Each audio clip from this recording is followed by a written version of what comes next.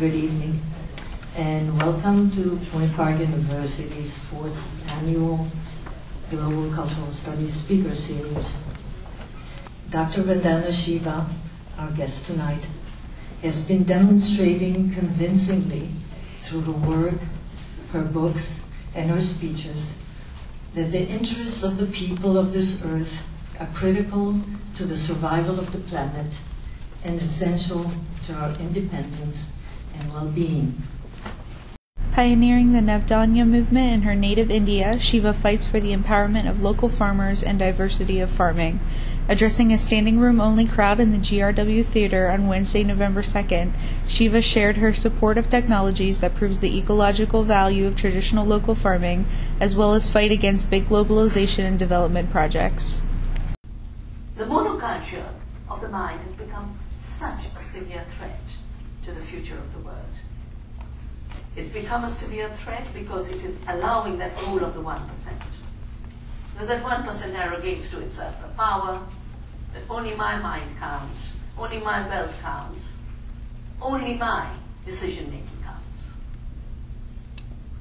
It is impoverishing the world democratically, it's impoverishing the world ecologically, it's impoverishing the world economically.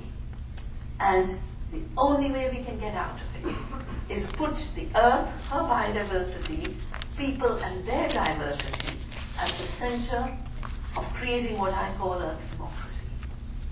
The democracy of all life on this planet, celebrating the capacity of every being, every person. Many Point Park University students were given the opportunity for extra credit for sociology classes by attending Shiva's speech. One student will be writing a paper about how Shiva's lecture related to topics explored in her class.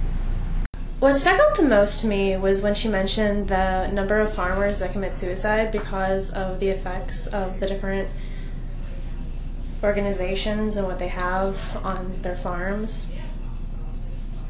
Can any of that genetically modified stuff be reversed? When you start doing organic farming, for example, within 2 seasons, your soil organisms start to come back. The toxics start to go down.